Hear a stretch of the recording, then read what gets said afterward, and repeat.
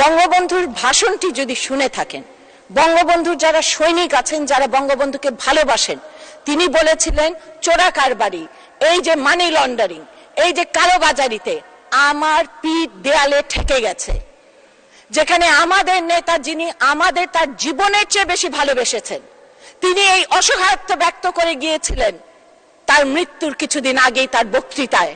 আমরা যদি বঙ্গবন্ধুর সৈনিক হয়ে থাকি এবং সত্যিকারের সৈনিক হয়ে থাকি, একটি টাকা ঘুষ খাবার সময়ও আমাদের মনের ভেতরটা চুরমার হয়ে যাওয়ার কথা, আমাদের তার পথ থেকে সরে যাওয়ার কথা। আমরা নিজেদের বঙ্গবন্ধুর সৈনিক হিসেবে দাবি করতে পারবো না, এমনটি চিন্তা করার কথা। এখন আমরা দেখি যে যার কথা বলা হলো এতক্ষণ, তিনি বললেন তার মন খারাপ হয়েছে দেখে তিনি একসঙ্গে 10টা বাড়ি কিনেছেন। মাননীয় স্পিকার, আমাদের মন খারাপ হলে আমরা বড়জোর দোকানে গিয়ে 2-1টা শাড়ি কিনে থাকি। যাই হোক, ওনার মন খারাপ হলে উনি অনেক বড় বড় কিছু কিনতে পারেন।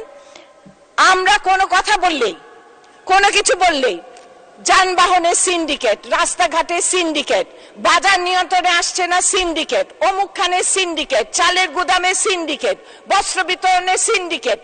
এই সিন্ডিকেট কারা আমরা জানতে চাই, নাম প্রকাশ করা হোক, আমরা শুনতে চাই। কাদের পানামা পেপারস এর নাম আছে আমরা জানতে চাই, প্যারাডাইস পেপারস এ কাদের নাম আছে আমরা জানতে চাই।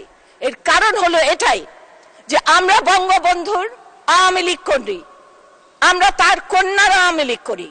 কাজেই আমরা চাই না সততা এবং শপথ বাক্য রক্ষার জন্য ব্যয় করেছেন তাদের গায়ে একটি ফোঁটা কালি লাগুক। কাজেই আমি আহ্বান করব সংসদ থেকে যে সবার নাম প্রকাশ করা হোক। কার কানাডাতে বাড়ি আছে, কার বেগমপাড়ায় বাড়ি আছে, কে টাকা পাচার করেছে, কে কালোবাজারি করেছে, সবার নাম প্রকাশ করা হোক। আমাদের পরম শ্রদ্ধেয় টাঙ্গাইলেরই লতিফ চাচা, ওনাকে চাচা বলে এটাকে উনি বলে গেছেন।